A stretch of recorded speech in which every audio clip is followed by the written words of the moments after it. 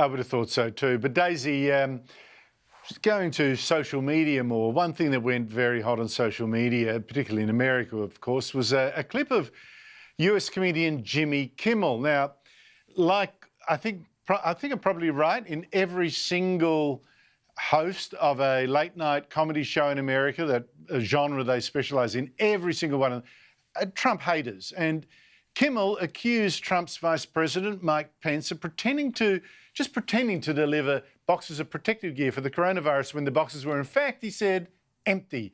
But note just where Kimmel ends his tape of Mike Pence. Here he is. Doing his best to lift him. What a hero. Just barely in the door. And since it was going so well, and also because he didn't realize he had a mic on, Magic Mike decided to keep it going. Listen in closely here.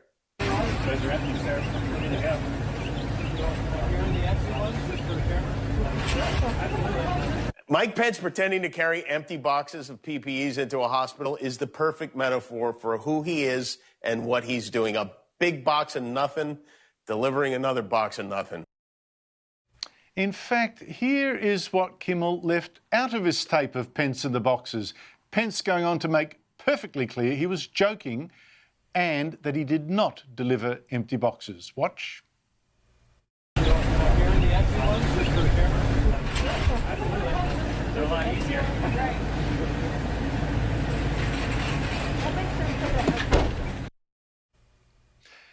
Well, Daisy, I mean, what do you make of that? I mean, how does that happen that Kimmel got that so completely wrong? Well, look, Andrew, it's an interesting situation, this. It's been going on for the past few days. So that clip now on Twitter has about 10 million views. It's gone pretty well viral. It has over 200,000 likes.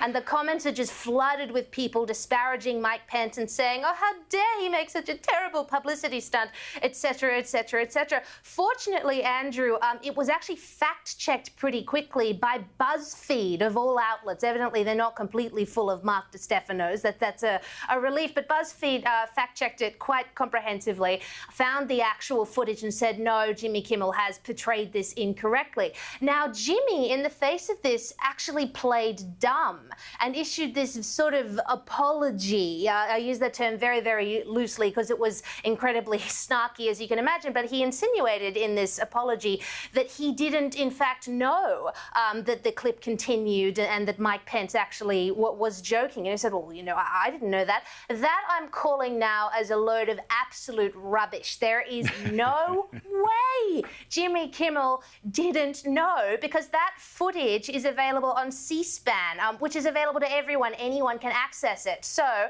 either it was Jimmy Kimmel himself or one of his researchers, writers, producers, whatever, made the very deliberate choice for the sake of ideology to cut out that last bit and to edit it down in order to make Mike Pence look bad. And not only that, Andrew, there were a bunch of verified blue-tick journalist accounts who retweeted this footage again and again and again, expressing their outrage.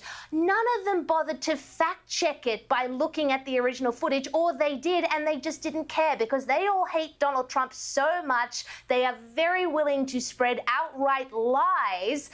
Facts and truth be damned, journalistic integrity be damned, if they think it's going to be politically advantageous to them. It is a huge indictment on Jimmy Kimmel and these journalists that they're perfectly happy to peddle fake news like this.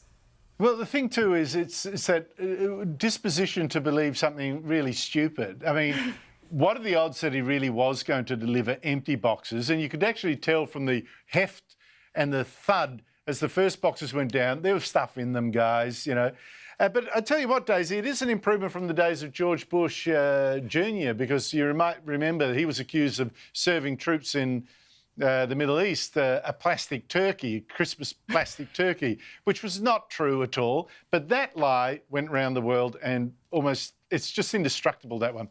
Now, Donald Trump faces re-election in November. Now, Facebook has meanwhile announced the new panel of experts that it's appointed who are going to hear appeals against decisions by Facebook to remove material for one reason or another. Now, quite a few appeals are lodged by people who think, well, Facebook is censoring me for political reasons, you know, conservatives in particular. But check out who Facebook has put on this panel, Daisy. They're almost all Trump haters, including former Guardian boss Alan Rusbridger, who said he completely agrees that the media should actually stop live broadcasting Trump's press conferences because he's a liar. Law professor Jamal Green, who calls Trump a serial liar, a sexual predator, a white nationalist, a plutocrat, and a professional con artist. And a Kenyan human rights activist who actually works for anti-Trump billionaire George Soros. And this guy says Trump is even worse than what everyone else has so far said. I think that Donald Trump, in fact, is the jewel in the crown of the far-right, fascist, xenophobic, right-wing groups that exist. Now, with a panel of experts like that supervising its censoring of election posts, does this give you faith in Facebook being fair and balanced during the American election campaign? He asks in a leading way.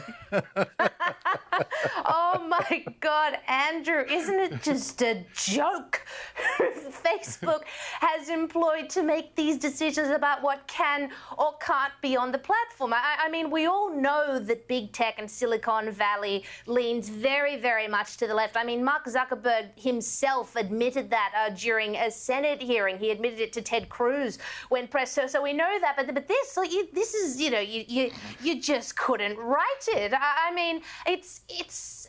I think we're just going to have another election cycle, Andrew, of absolute left-wing hysteria from the media and from social media giants, but while they paint themselves, though, as being reasonable, because if I'm to have a little bit of faith in them, we'll give them a little bit of a benefit of the doubt here. They are so locked in their echo chambers. They have no contrasting opinion coming from anywhere that I reckon a lot of them genuinely believe that they are, in fact, moderate and centrist and balanced, and that everyone else is somehow wrong or extreme. But either way, Andrew, it doesn't give me a lot of confidence. It makes it even harder to be a conservative on social media, that's for sure.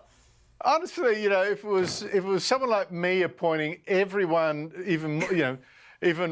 well, I'm not really, I'm sort of like this on Trump, but, you know, real pro-Trump figures monitoring the censorship of Facebook, there'd be an outrage from the media.